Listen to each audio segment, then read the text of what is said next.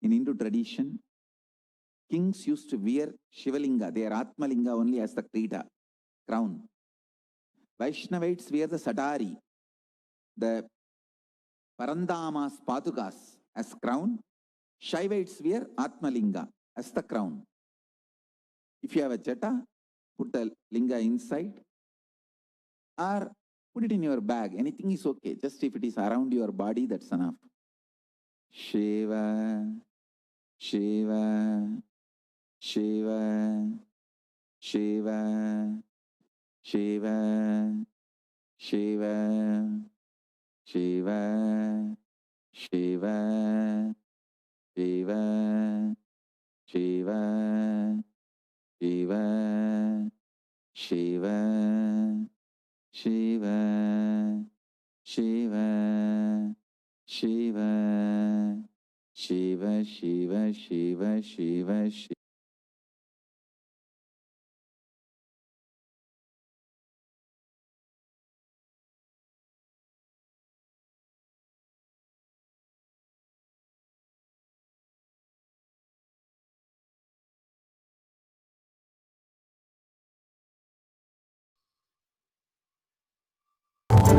Om Nithyananda Paramashivoham.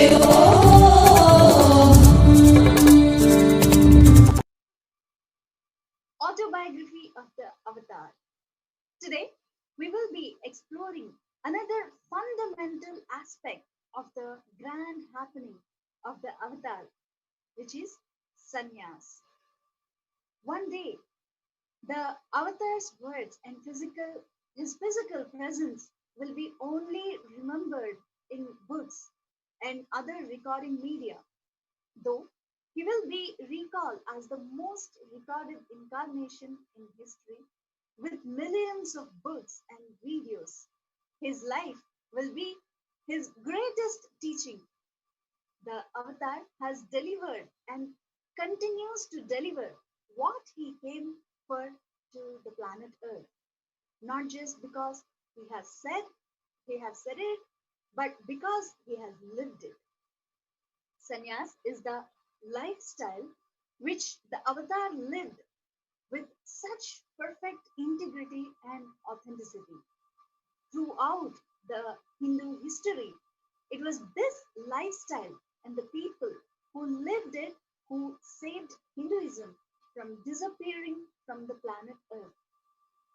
In the modern day, the Avatar paved this unique pathway for millions of his disciples to follow and ultimately reach the superior experience, the oneness with Paramashiva himself. In times such as these, when Kali Yuga is at its peak atrocity, this new pathway is a challenge, but it is a needed for humanity to attain the next level of conscious functioning. Sannyas is the bride that the avatar is rebuilding, that this sannyas itself is a bridge that the avatar is rebuilding that will help millions across this age's abysmal depression to the light on the other side.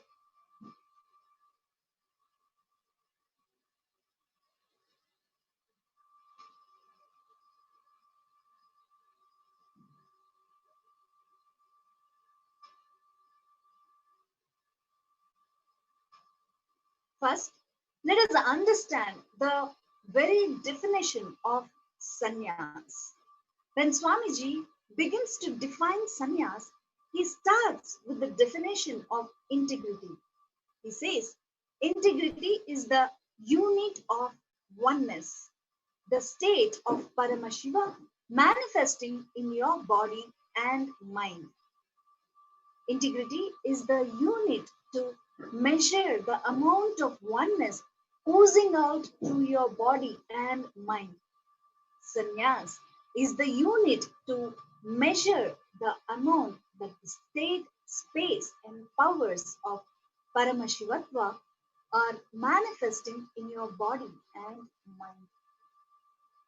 An integrated person may have the state but may not have the space and powers of Paramashivatva. There were many who relaxed in the state of Paramashiva and decided, enough, I am full. Why unnecessarily bother about anything else?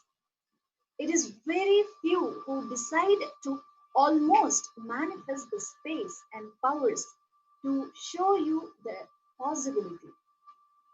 Integrity is the first of the 36 tattvas, which is the units to measure the existence of cosmos.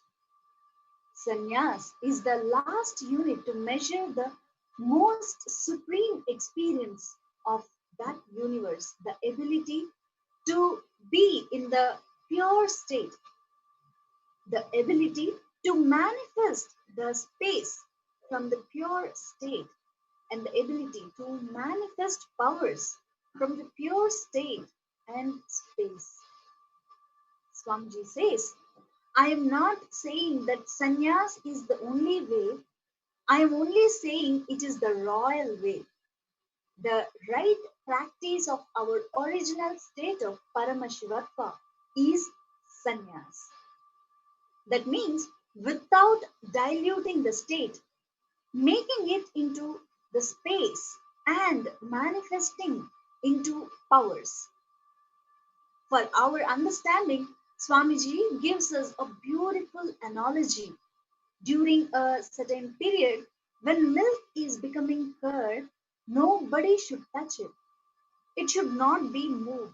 It should be just left alone. Same way, anybody who wants to manifest Paramashivatva needs to be left untouched for certain period. Even in that certain period, your body and mind need to be left untouched without even remembering anyone or anything else in your inner space. If your life is committed to somebody, your life has another reflection or another responsibility. You need to respond to them. You have some fundamental commitments to somebody, but when physically, mentally, psychologically, and emotionally, there is no other relationship other than Guru, you don't need to respond to anybody else. You only respond to the Guru's presence in your life. When milk is at the right saturation, you just need a few drops of curd into the milk and leave it, which means drop the initiation into you and leave it. Then the milk solidifies and assumes the form of the pot and does not respond to or relate with anything other than the pot. In the same way, when the initiation is dropped, you need to be just to be with the pot, the Guru who molds you. You see, when there is a commitment to continuously respond to another person, your nervous system goes through a certain regular anxiety attack. It is like a cloth being beaten every day. When a cloth is being beaten every day, you can't expect it to get strengthened.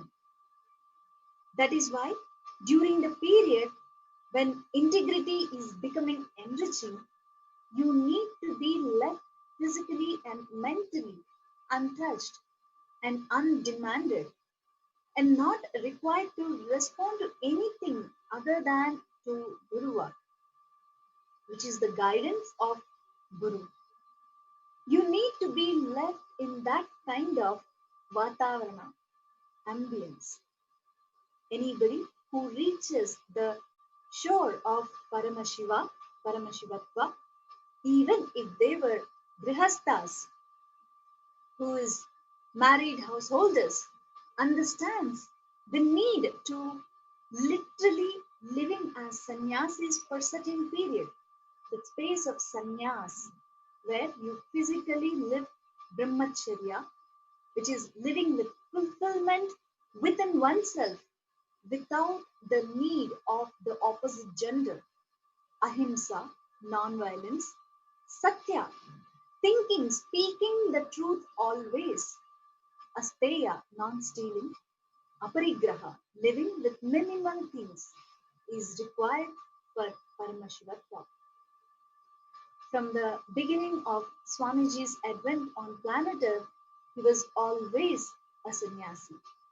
In fact, after his birth, when Swamiji's biological mother took him to the astrologer said that he would become a Raja Sannyasi or king of monks.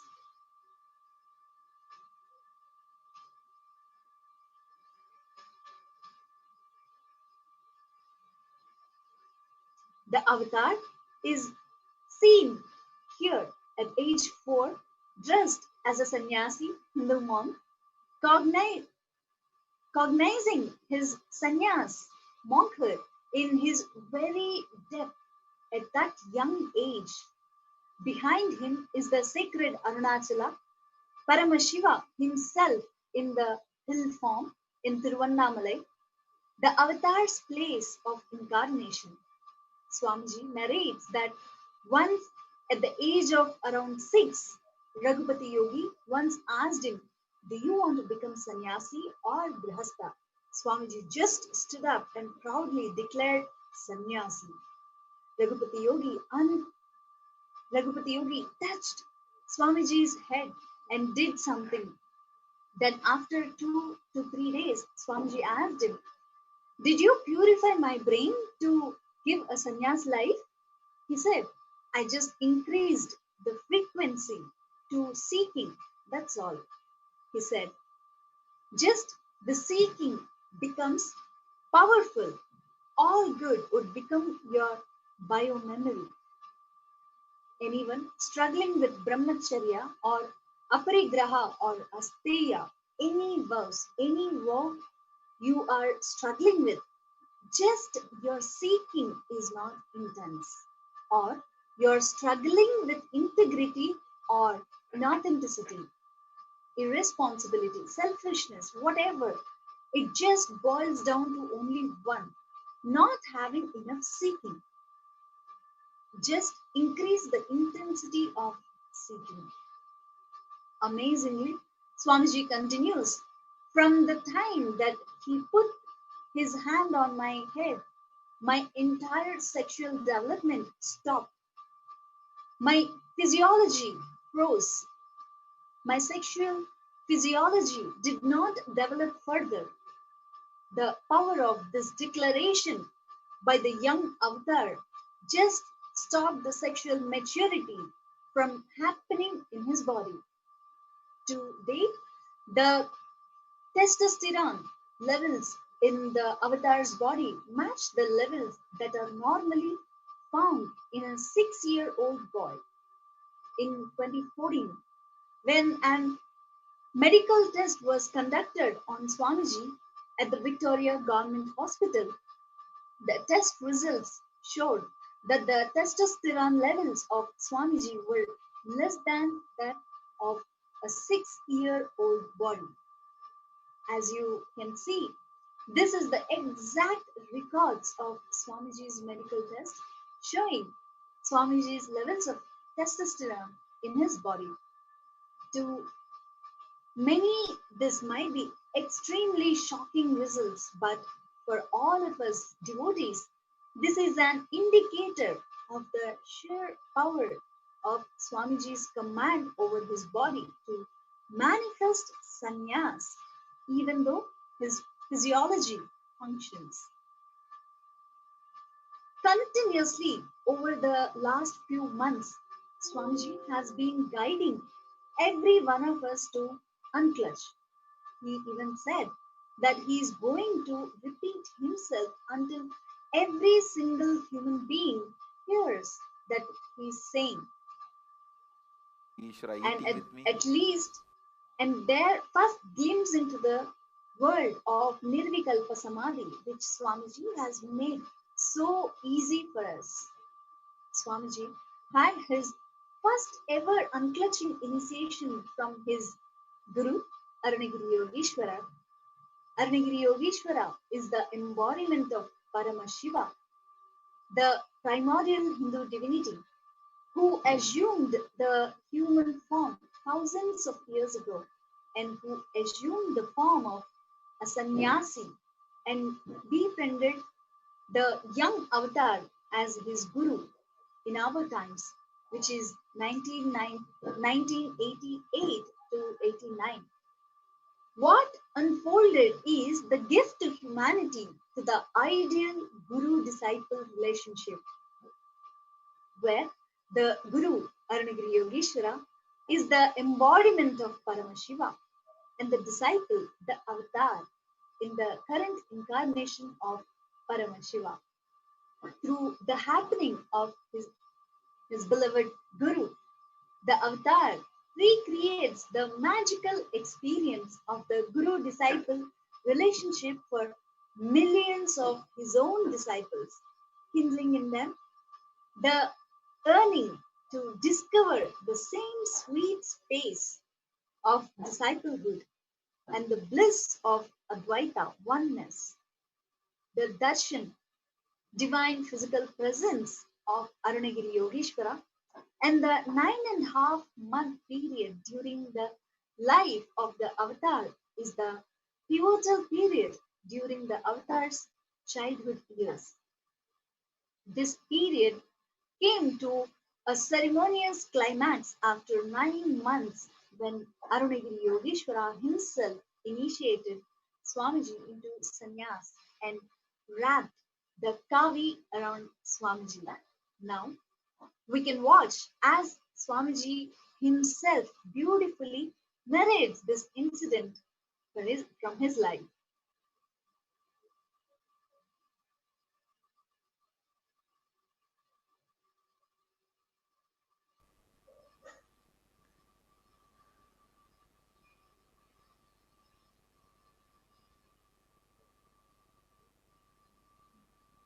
One day I told him, please you come to the house, my house.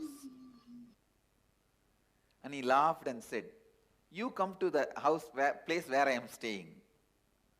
House where I am staying.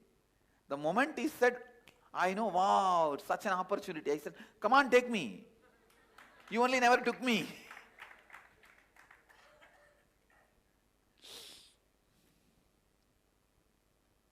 I told him, come on, take me, take me. You never took me the house where you are staying. Take me to your room. I thought inside that cave only he is staying. I know in Tiruvannamalai temple there are so many caves, and I have seen the cave size of where 1,000 people can sit. Please understand, in Tiruvannamalai I have seen the caves, such huge, large size caves, 1,000 people can sit. That size caves I have seen, with water facility and lighting, the natural lighting and water. I have seen the caves. So I thought maybe this cave will lead to his cave where he is staying. And I also know in Tiruvannamalai temple there are many underground paths, subways. So I asked him, take me to the place where you are staying.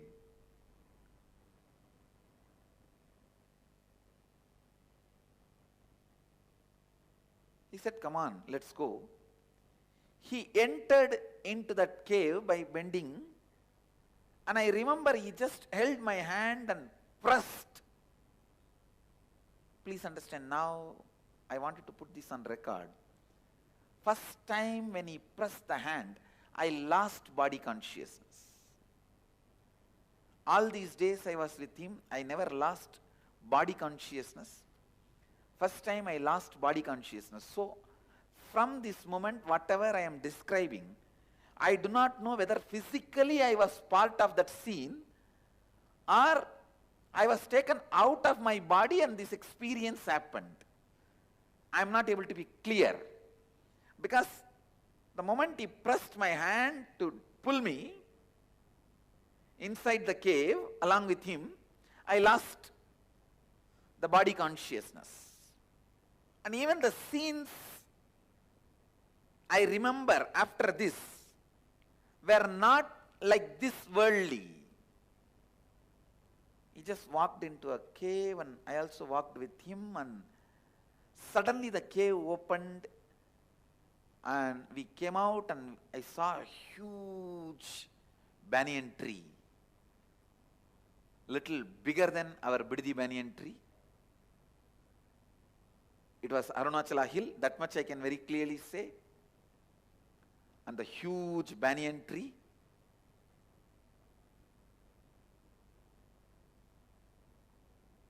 And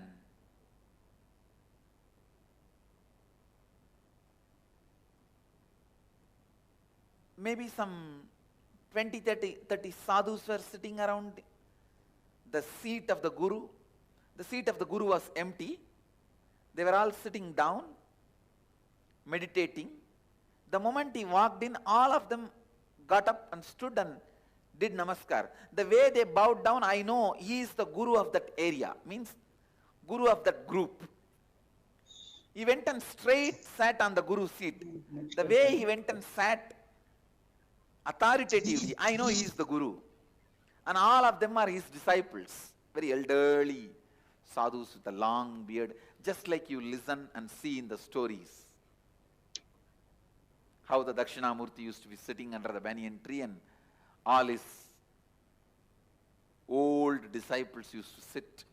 That's exactly the scene.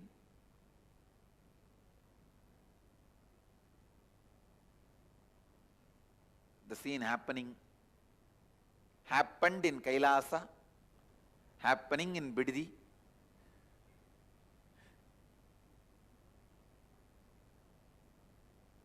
Was literally happening. I saw.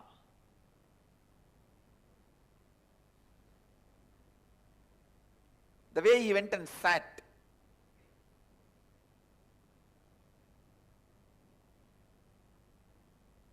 Literally he sat like Dakshinamurti only. He just went and put his leg little this way, that's all. That's the way he sat. Where he put the left leg on the right leg and little closer he kept than usual posture of Dakshinamurti, you see. This is exactly the way he sat. And he started answering some of the questions they all asked.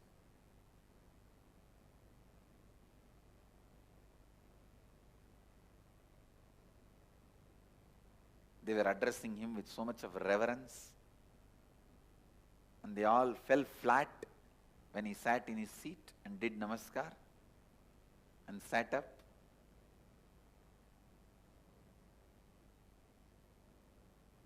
I was the only small boy in that group, but I was looking around and seeing all of them. Maybe after some time, their attention turned on me and one person said, "Who is this person? He is the only person without kavi here, who is not a swami, sannyasi." That kind of it did not exactly meant I am not a sannyasi or a person without having kavi, something like that. Because I was with my school uniform. I remember very clearly that dark blue and light blue.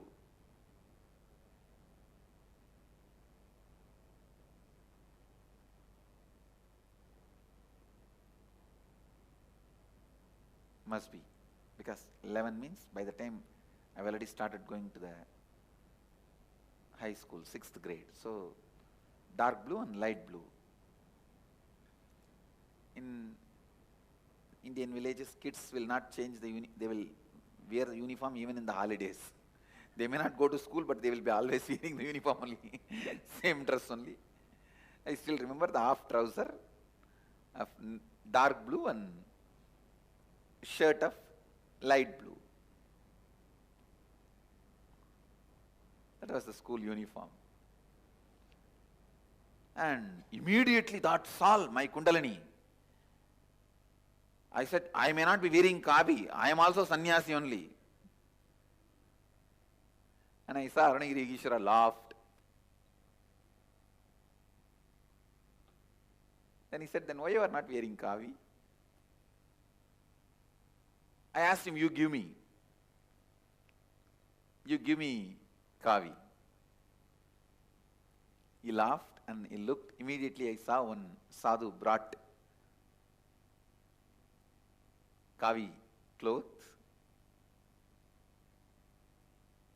And I did not even have a second thought to remove and throw my dress. I just removed all my dress. Naked I walked near him without even having a second thought. And he himself tied that kavi cloth in my hip like a dhoti. He himself tied it.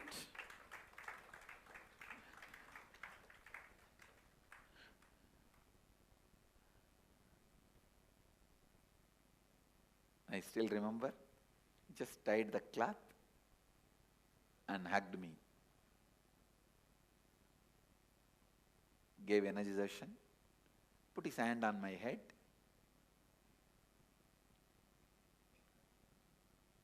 Naturally, the experience was just out of the world.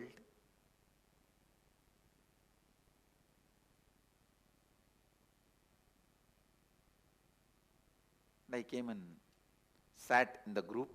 Now I felt one with that group, and group also felt one with me. They did not feel now I am an outsider. One good thing, still I have that cloth given by him. Still the cloth is there. Because the cloth is there, I feel the experience is either happened in the physical plane or a metaphysical plane which gets converted to physical plane. See, there are some metaphysical experience which disappears when the conversion into physical plane happens. But there are some solid metaphysical experiences. It becomes physicality when it comes down to the physical plane. Like Ramakrishna had an experience of Rama giving him the pot full of porridge. A mud pot full of porridge. When he came down from that experience, he had the pot in his hand. The pot was there. The pot did not disappear. Only the Rama's form disappeared, but the pot was there. That did not disappear. So I can say, this experience from the metaphysical plane, when it settled down into the physical plane, the items given remained. That is why I feel the experience has become physical biomemory in me. It remains as a physical bioenergy.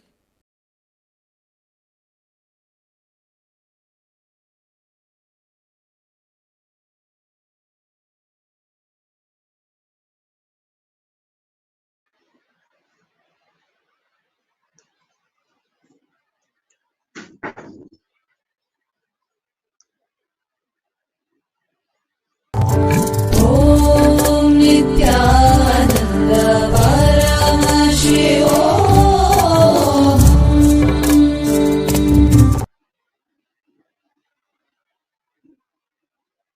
It's time now to prepare ourselves to be in Upanishad with the Supreme Pontiff of Hinduism, Jagadguru Mahasannidhanam, His Divine Holiness, Bhagavan Nithyananda Paramashivam. Let's make a conscious decision to be in the space of deep listening with the simple integrity with His Divine Holiness, Swamiji,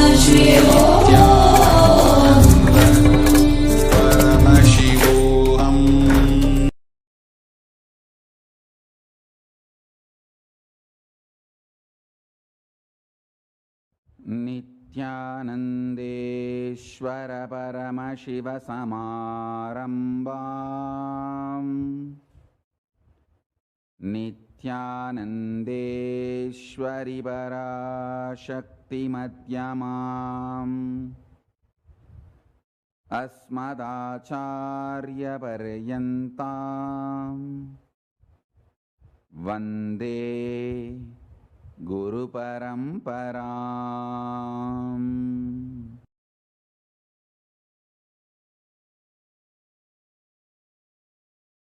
I welcome all of you with my love and respect.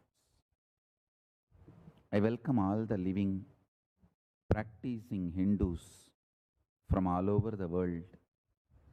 I welcome all the Sarvanyapita Kartas, Ejamans, visitors, viewers, Shrimahans, Mahans, Sarvabarityagis, Kotaris, Tanedar, everyone sitting with us all over the world. I welcome all of you with my love and respect.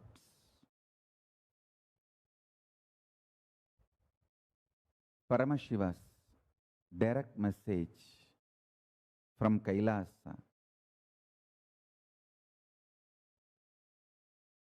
Understand the cosmic principles about birth, death, life, universe, God, human society.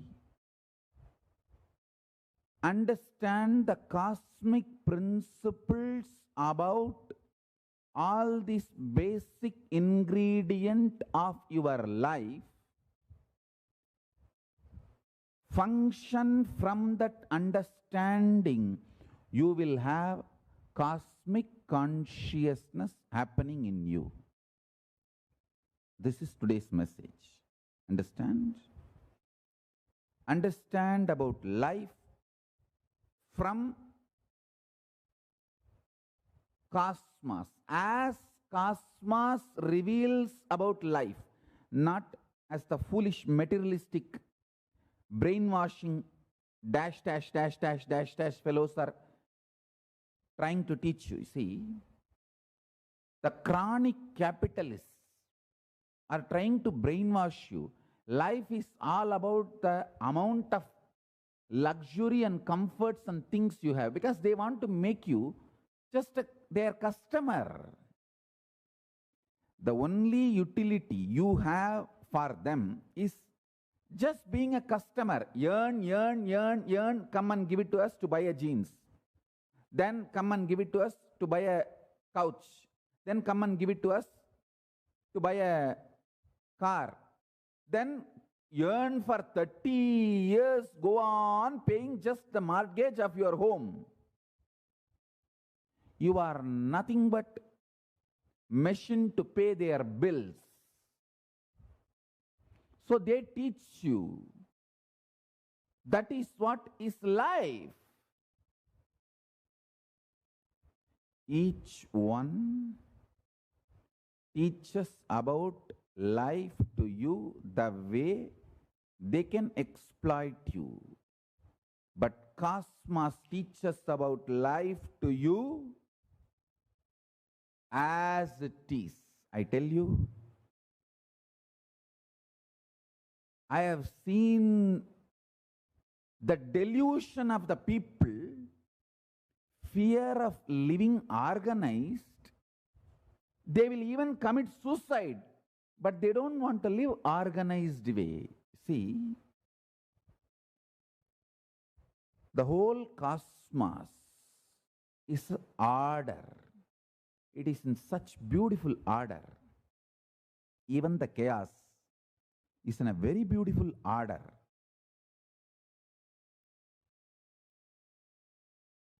If you learn that order, you will understand life is such absolute freedom. For example, when you wake up early in the morning, if you just remember Paramashiva, your whole brain will wake up, your whole body will wake up, your whole mind will wake up. Your whole consciousness will wake up. Your whole emotions will wake up. It is equivalent to having 25 coffees. Remembering the 25 faces of Paramashiva, 75 eyes, 50 hands, and meditating on him. Mahadeva, manifest in me, is equivalent to having 25 coffees. Ooh, you will become hyperactive. I have seen these kids, when you feed them too much of chocolate, they will become hyperactive. Now, without even eating chocolate, Skandamata is doing that job. She is making the whole ashram chaos. I'm so happy. Just remembering that she is Subramanya, she is just making everyone run around. It's called sugar bus. I tell you. Remember Paramashiva and have sugar bus. Your whole day will be in such order. Morning sugar bus of your life should be remembering Paramashiva with 25 heads, 75 eyes, 50 hands. Mahadeva, Hara Hara Mahadeva, Paramashiva. That should be your sugar bus.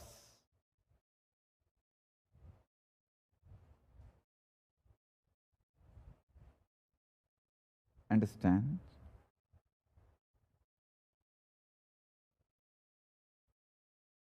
From the time I know me, my sugar bus is Arunachala's darshan. Actually, when I look back, I feel I have not changed at all. This description is the most apt description for me.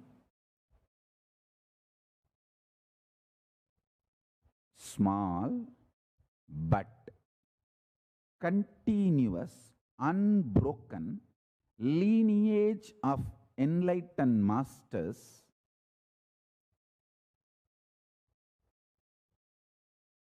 from a remote South Indian village, Thiruvannamalai, gone right. I can repeat this definition any number of times. Is Nithyananda.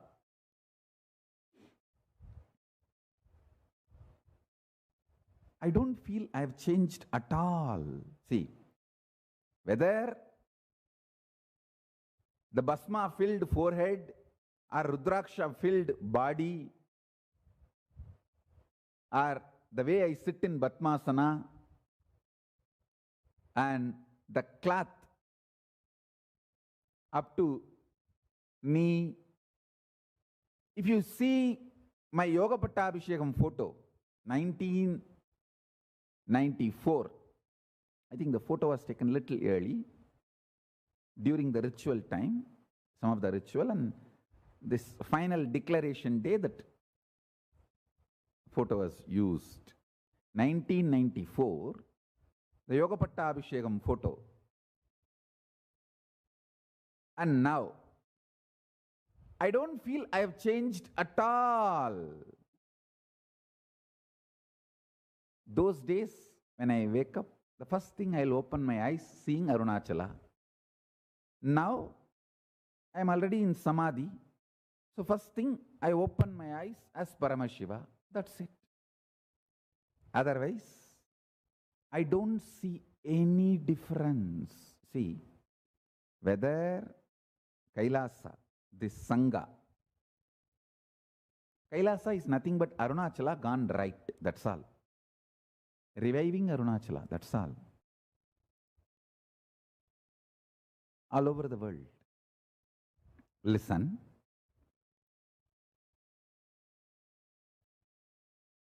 You can see that photo. And now, nothing has changed. Last 26 years. Listen. about death. Learn about death from cosmos, who knows you before your death, during death, after your death, and what is death process. Learn everything from cosmos. Beautifully, cosmos has revealed all these sacred truths in Upanishads and Vedas and Agamas. I tell you, when you learn, understand, internalize Shravana, Manana, Nididhyasana, listening, internalizing, manifesting these great truths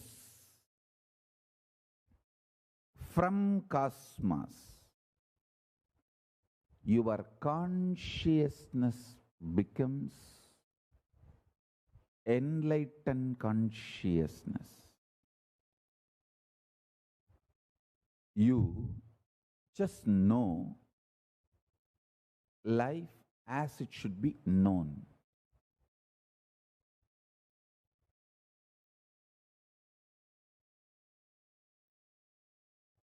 Yesterday I saw so many posts about,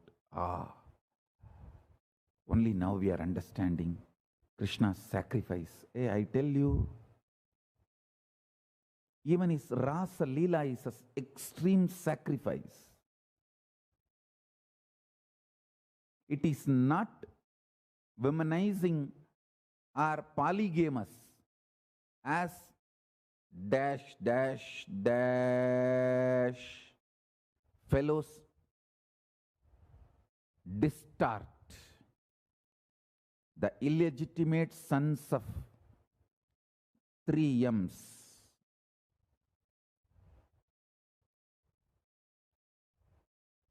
Distort Krishna's life, Rama's life,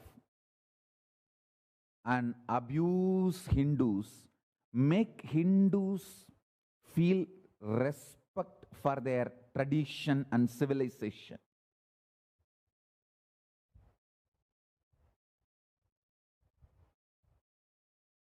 As they describe, it is neither womanizing nor polygamous. Understand? Hey, first of all, the whole Rasalila happened when Krishna was a kid, not even 10-year-old. Before 10, he already moved to Mathura. The whole thing happened in Vrindavan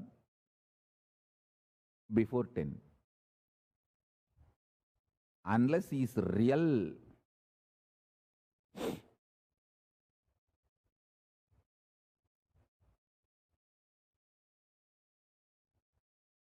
all right, let me not get into that subject. Now let me only tell what I need to tell.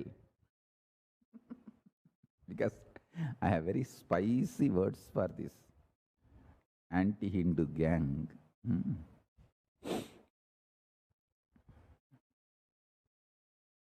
I just silence myself.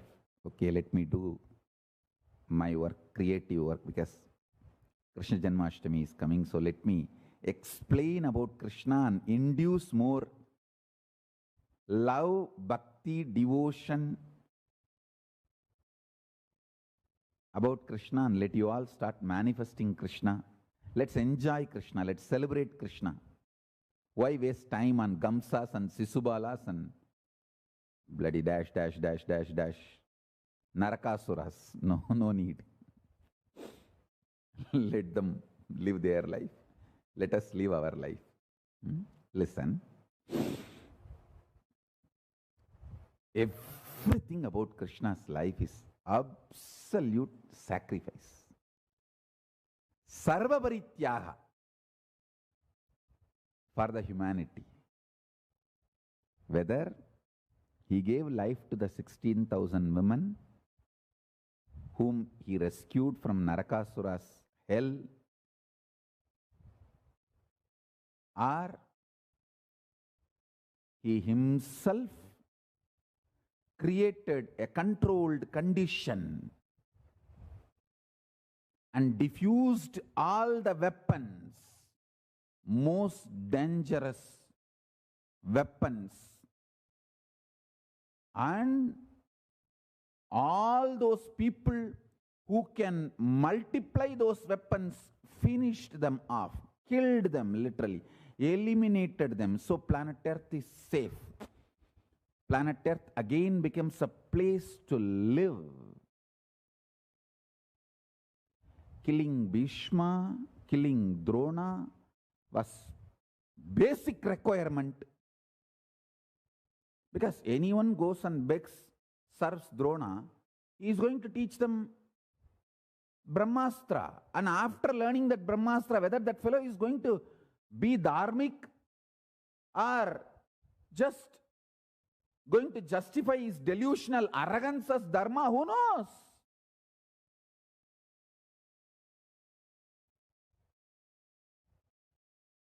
So killing Drona was absolute necessary.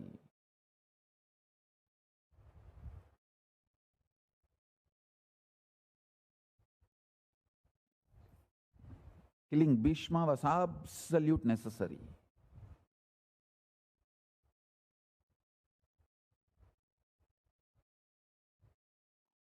Krishna took everything upon himself.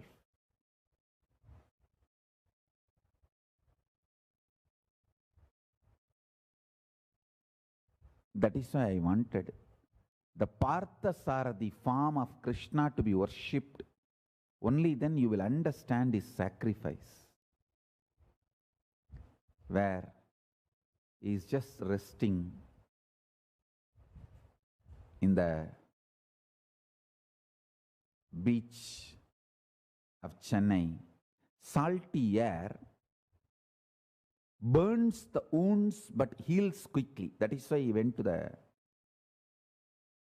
Triplicane. He went to Triplicane and rested there for recovery of all the wounds from the body after the war.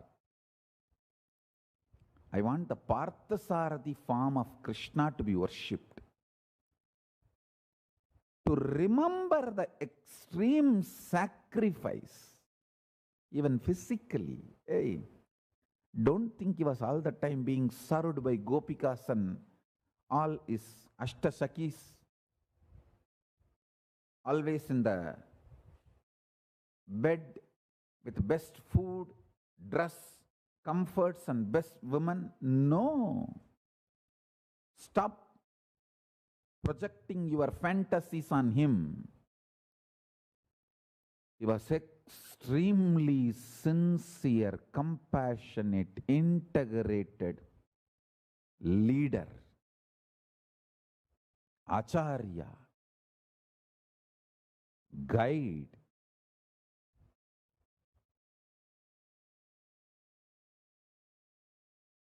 Training people. Finally, he gave his own Narayani Sena to fight against him. He is in Pandava's side and he gifted his Narayani Sena to Kauravas. And Narayani Sena did a very integrated job. They did not drop their weapons because Krishna is on the other side. They obeyed his words than their personal attachment to him. What a personalities he built.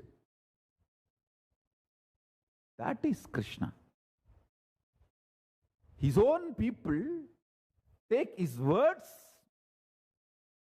more important. His command is important than their personal attachment to him. God. And they also know nothing can be done to him. He is too big.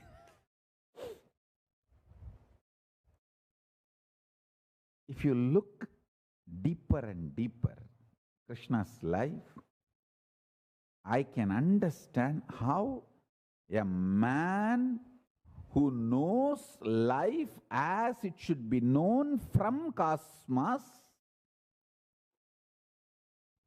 lives and radiates, manifests the extreme tyaga, sacrifice.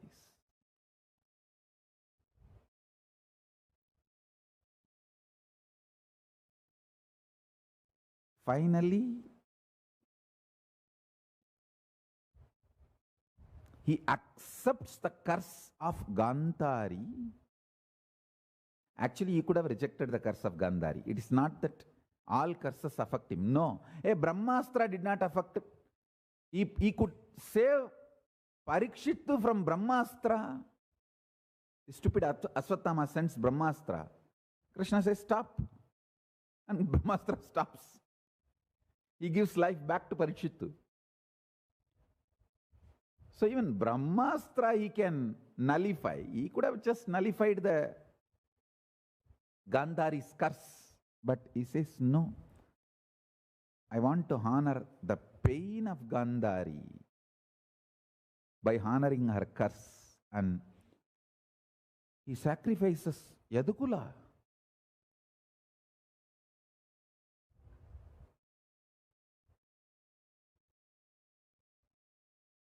And he knows Yadukula is going to be destroyed, so he gives his body to Surya Vamsa. The Kalinga was ruled by Surya Vamsa. He gives his body to them and tells them, hey, you maintain my Jiva Samadhi, my temple. The Jagannath temple is the place where Krishna, Balarama, Subhadra's bodies physically is in Jiva Samadhi. The deity represents, see the body, after Krishna leaves the body, it floats in the ocean and goes to that side as directed by him. That body filled with the salt water. Natural mummification. Then all the three bodies were recovered by the Surya Vamsa Rajas and they build the temple and they are maintaining it. And it's a living deity. I tell you, Krishna is alive in Jagannath. Subhadra is alive in Jagannath. Balabhadra is alive in Jagannath. If you want to see Krishna directly, face to face, go to Jagannath.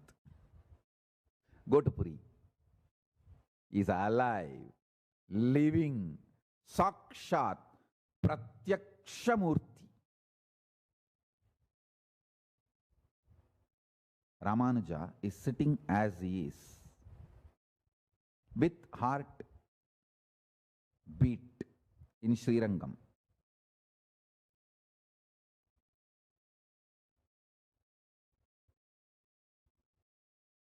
I am talking to my disciples. I am not interested in trolls. Listen. I have seen that deity of Ramanuja in Srirangam. He is living. When I went to have darshan, I bowed down and I had one small desire. Prabhu, just show me you are alive. He sweetly opened his eyes and a small smile and closed it and went into samadhi again. Understand? I am uttering these words responsibly. All my disciples who are integrated to me, sincerely who believes, who loves what I am talking, go to Srirangam, stand in front of Ramanuja and ask him, Prabhu, my Guru sent me. He told me you smiled at him and opened your eyes and gave darshan. Please do that to me again. Please do that. Bless me. I sincerely trust my Guru's words and I came here. I am here for your darshan. Hey, I tell you. Now I give you the commitment. If Ramanuja gave me darshan, if that is truth, he will give you the same darshan and blessing. He is alive. Body has shrunk a little bit, is larger than when he was using his body, was little larger figure, a well-built Ajanubahu, because the Adisesha's avatara, larger body. Now body is little shrunk, but is alive. Acharya is alive. Understand? I have no reason to lie. I have no reason to lie.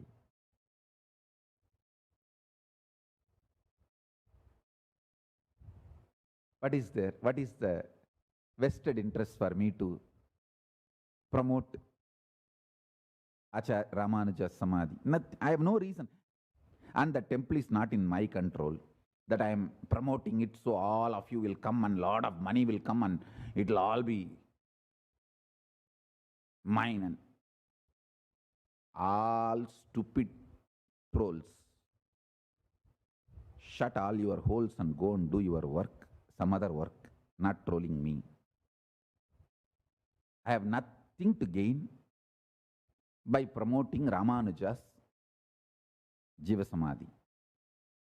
I am just telling all my sincere disciples who are interested in enlightenment, don't miss, at least once go there and see.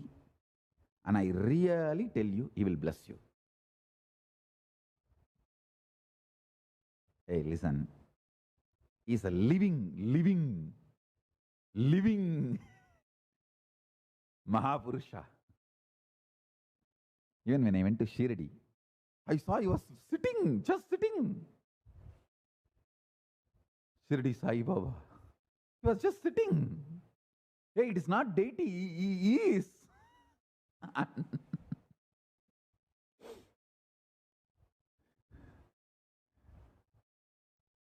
I am not hypomania or delusionary person who sees something which is not there. Hey, I see things which you can't see. Does not mean I see things which is not there. Hey, I see more than what you can see.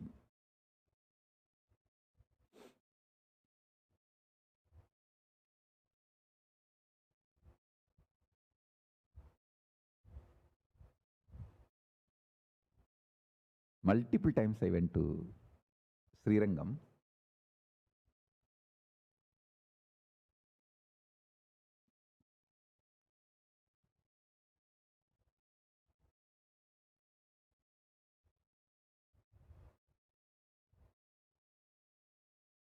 Just now I connected with Acharya and prayed, Prabhu, please bless anyone who comes in my name listening to this satsang.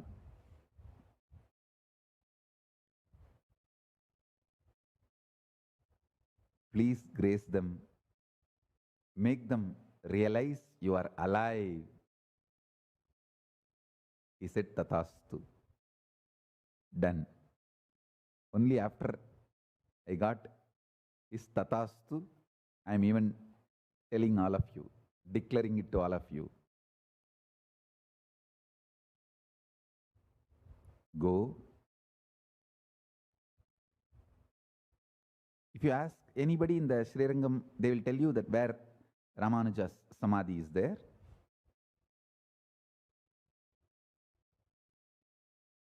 And all my Gurukul kids, Balasans and my sannyasis, Kailasavasis, you should not miss. As early as the travel becomes possible, you guys, all of you should make a trip.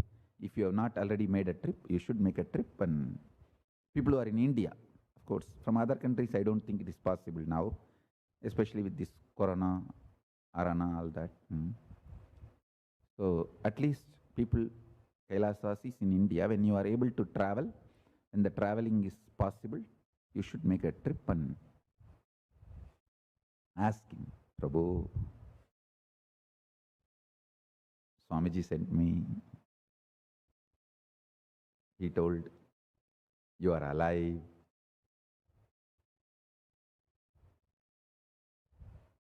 Just show some way. Either he can move hands and let him decide. Or just open his eyes and or a smile. I tell you, he responds.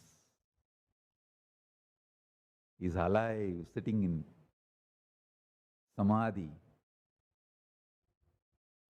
Sayujya Mukti of Parandama.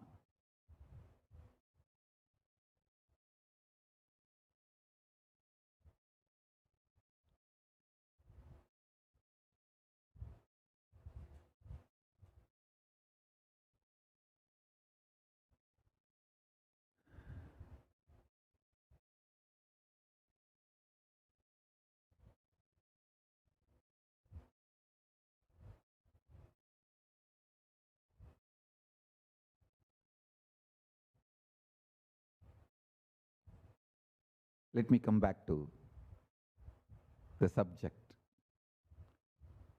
The cosmic principles about life, death, enlightenment, purpose of life, internalize all of that. Kathopanishad very clearly shows what is death in a beautiful way. I have spoken multiple number of times, elaborately giving detailed understandings and revealing. Listen to all those satsangs and classes and read.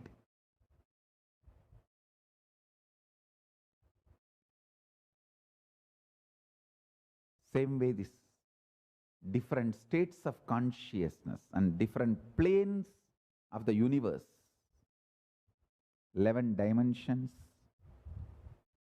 25 states of consciousness, 25 faces of Paramashiva. Internalize all of that.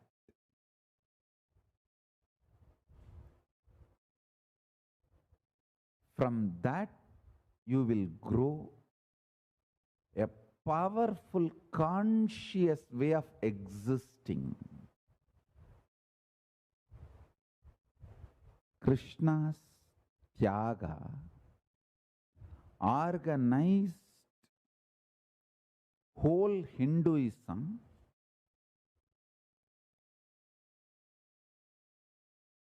and saved planet Earth from the worst disasters. Krishna avoided thousands of atomic wars. Understand? At the time of Mahabharata war, at least I'm saying 10 people had the capacity to destroy the whole Srishti. Whole Srishti.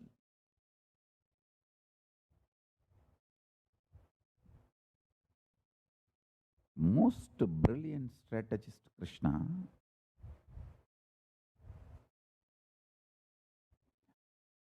diffused, dismantled, destroyed all the weapons. He did multiple things. Some weapons he diffused, some he destroyed, some he dismantled.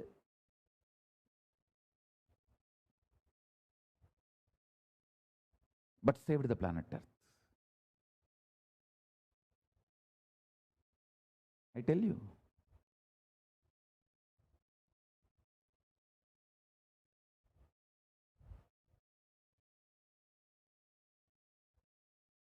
Powerful weapons like Brahmastra, Brahma Sirshastra, Narayanastra, Brahmandastra, Bhargavastra, Pashubadastra, each one of them can finish of whole Prakriti, whole creation, whole Srishti.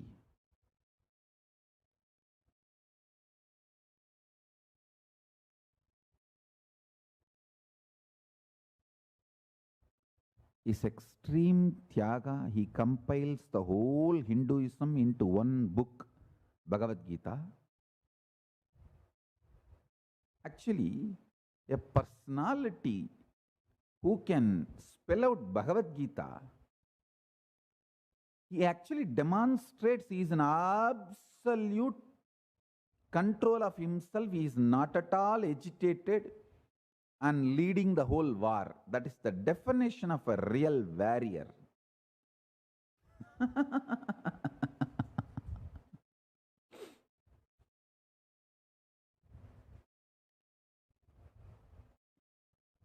That is why in deathbed,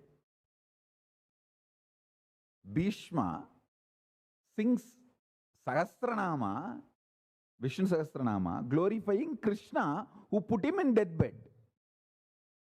Bhishma knows it is only Krishna who can put him on deathbed.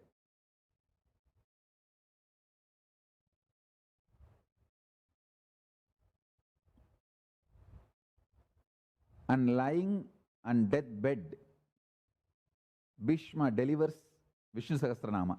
Vishvam Vishnur Vashatkaro Bhuta Bhavyabhavat Prabhu. The whole Vishnu Sahasranama is more a stuti to Krishna, because you can see so much of Krishna in that Vishnu Sahasranama. More than any other incarnations, so much Krishna is present in Vishnu Sahasranama. If you see whole Lalita Sahasranama, so much Meenakshi will be present. The first itself. Sri Mata Sri Maharagni Srimat Simhasaneshwari Chidaknigunda Sambhuta Devagarya Samudyata Udyat Bhanu Sahasrapa Koti Bhanu Samanvita. The whole description walking out of the Chidagni Gunda, Homa Gunda. The whole description of Lalita Sahasranama is about Meenakshi and Meenakshi's life. Because Adi Shankara manifested Lalita Sahasranama in Madurai. That is why the whole Lalita Sahasranama is Meenakshi's form of Parashakti. This whole Vishnu Sahasranama is Krishna's manifestation of Vishnu.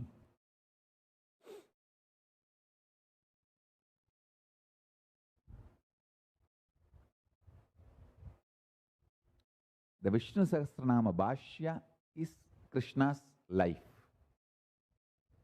Lalita Sahasranama Bhashya is Meenakshi's life.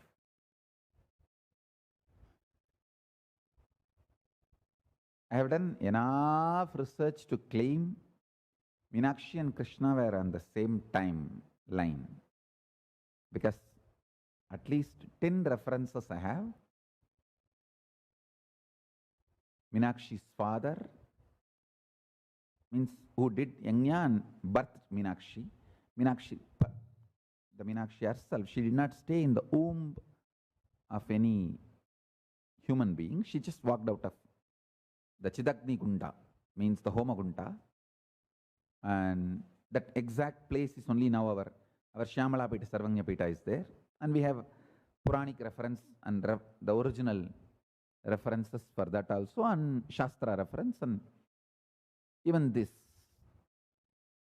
The father of Meenakshi, who did this yajna and birthed Meenakshi, died in Mahabharata war, Malayadvaja Pandya. And we have the original scriptural references from Idihasa. Only the fools, stupid fellows who call the whole Hindu itihasas as mythology. Those fools only deny all this. These are all simple, straight, recorded facts, more authentic than the Indian media now. 1,000 times more authentic and truthful than the Indian media, the most corrupt media in the world, or I should say one of the most corrupt media in the world is Indian media. All our Puranas, Itihasas are 1,000 times more truthful than any of the media stories you read today. How the Indian media is trying to destroy the whole Hinduism and Hindu India. The Hindu Bharat is being raped and destroyed by the Indian media.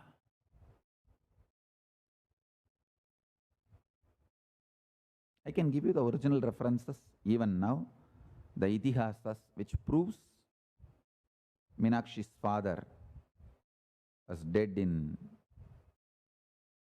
killed in Mahabharata war, and actually Meenakshi's father's father was killed by Krishna in a war, and Malayadvaja Pandya, Meenakshi's father, takes the oath he will kill Krishna, but finally they understand and come to a settlement and peace.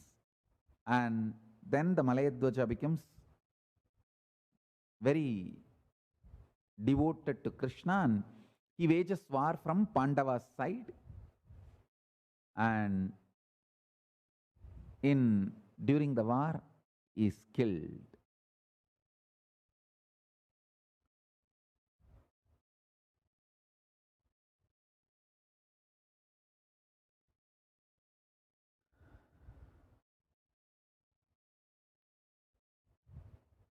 The king Malayadvaja has numerous references in the epic Mahabharata. His father Kulasegara Pandya was said to have been killed by Krishna, Lord Krishna, and his country invaded. To avenge the death of his father, Prince Malayadvaja got weapons from Bhishma, Drona, Balarama, and Kripacharya. Then the Prince Malayadvaja is said to become, in weapons, the equal of Rukmi, Karna, and Arjuna and Achyuta. He then desired to destroy the city of Dwarka, Krishna's capital, and subjugate the whole world. Sage Agastya and Varuna, however, counseled him against the decision and said to have granted him back his father's kingdom and made king.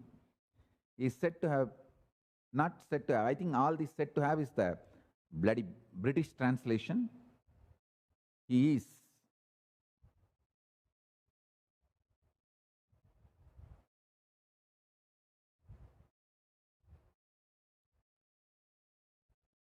Malayadvaja got his capital back and got his father's kingdom, means that Pandya kingdom back, and he became king again. And he was also present during the Swayamvara of Draupadi and brought jars of sandalwood, agarbatti perfumes, and jars of gold for Yudhishthira's Rajasuya. During the Kurukshetra war, he sided with Pandava, and also is mentioned as a mighty and powerful charioteer and warrior. He was killed by Kauravas Ashwatthama. And he became a great devotee of Krishna after being advised by Agastya and Varuna, and because Agastya and Varuna are literally the founders of this Pandya kingdom. Varuna guides the Manu's ark, that ship after the deluge, and Matsyavadara brings that ark and parks in Pandya kingdom. Then Agastya comes and revives the whole civilization. Agastya was also in Manu's ark. So Varuna and Agastya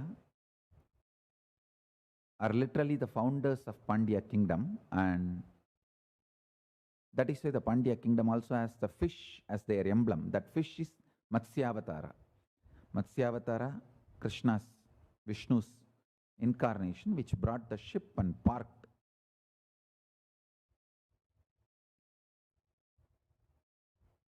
The Pandya kingdom. All these are history. Unless you are illegitimate sons of 3M,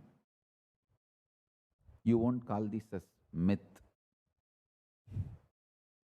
It's not mythology, it's all history. There is enough reference. Itihasas are historical documentation, records, more truthful than any media record.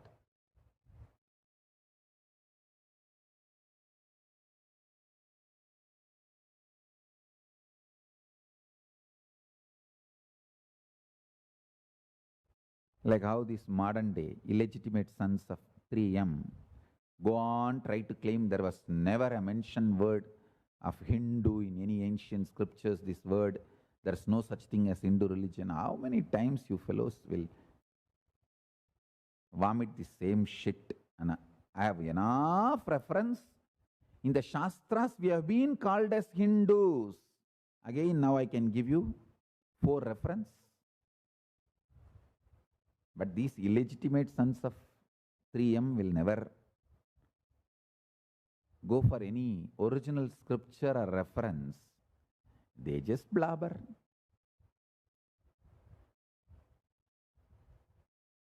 I'll give you the references we have to prove that we have been described as Hindus in our scriptures. The Meru Tantra, 33rd Prakasha in Saptakalpadruma, Paschimamnaya mantrastu prokta parasya bhashaya Ashtotra sadasidir yesham samsadanat kalau Panchakana saptamaura Navasaha mahabala Hindu dharmam Praloptara jayante chakravartinaha Hinanja dushayatyeva Hindu rit uchyate priye. Translation: in Kali Yuga, by chanting the Paschimamnaya mantra for 80,008 times, will manifest as power kings vice 5 Kana, 7 Maura and 9 Saha, who will destroy the Hindu Dharma. O Devi, the word Hindu literally means those who defeat the evil. And next,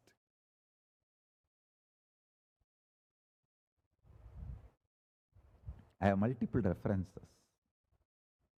I'll post everything in the Facebook because there's a lot of confusion going on. All the time this illegitimate sons of 3M try to attack our identity as Hinduism and as Hindus. I'm giving you the Shastra Pramanas, the original references, which is at least 3,000-4,000 years old. Scriptures, Itihasas, Brihaspatiya Shastra Pavishya Purana,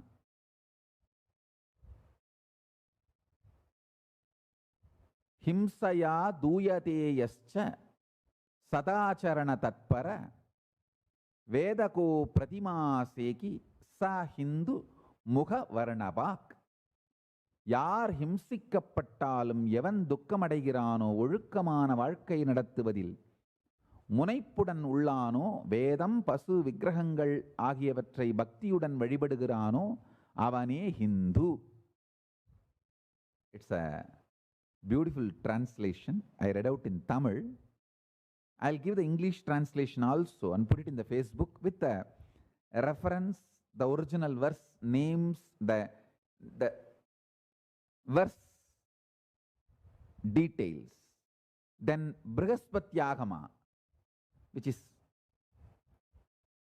before Christ, 400 years before Christ.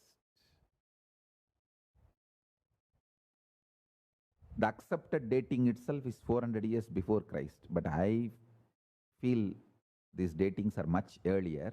Even the Western historians accepted date is before Christ, 400 years before. It says very clearly, Himalayam முதல் Hindu மகாசாகரம் வரை விரிந்து பறந்து கிடக்கும் தேவர்களால் நிர்மாணிக்கப்பட்ட இந்த தேசம் ஹிந்துஸ்தானம் என்று அழைக்கப்படும்.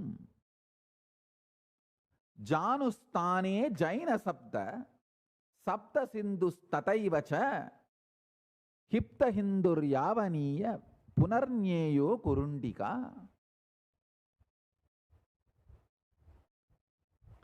சா என்ற எழுத்து யவனர்களின் பாஷையில் ஹா என்று திரிந்து சப்த சிந்து சப்த ஹிந்துவாய் மாறியது. இது Bhavishya Purana. Even this is 400 years before Christ. One of the biggest problem with these illegitimate sons of 3M, only to abuse Hinduism they will accept the Hindu scriptures, but not to get the historical details and facts. Kalina balina kalita kalau num dharma yavvanayyo ratamakra rajta hindavo vindya mahavinaha. Kalika Puranam. This is also at least 2000 years old. அதர்ம ஆக்கிரமிப்பாளர்களின் படையெடுப்புகளினால் ஏற்படும் பாதிப்புகளிலிருந்து தப்பிக்க இந்துக்கள் விந்திய மலையை கடந்து வந்தார்கள். That's all. So understand, I'll give all this translation, original verse and Sanskrit translation, English translation with the numbers and references of the slokas in the Facebook. Just read.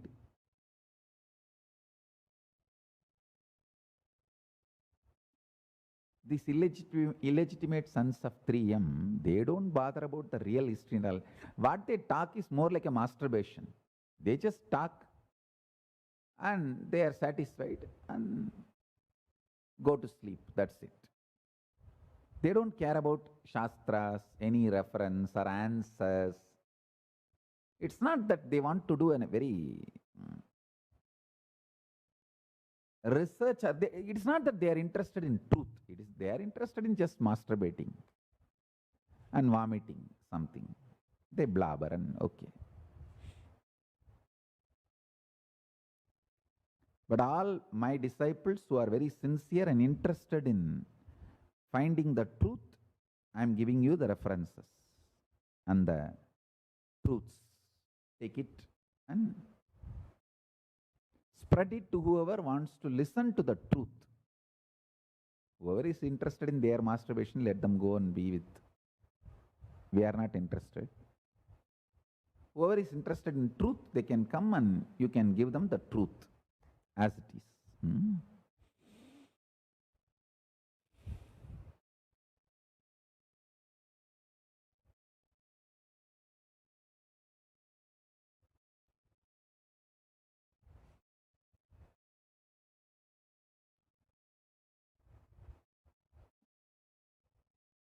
Learn about states of consciousness. I've given elaborately all these understandings in Paramashivoham classes.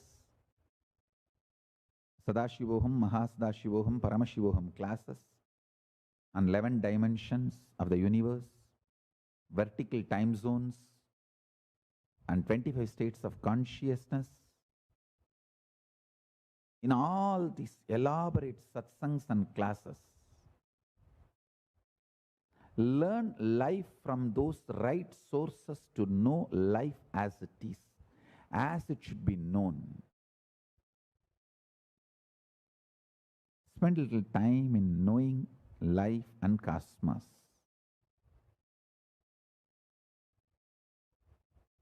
It's worth I'm telling you, it's worth.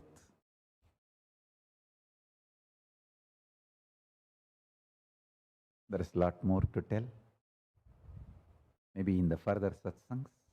Now, with this, I bless you all.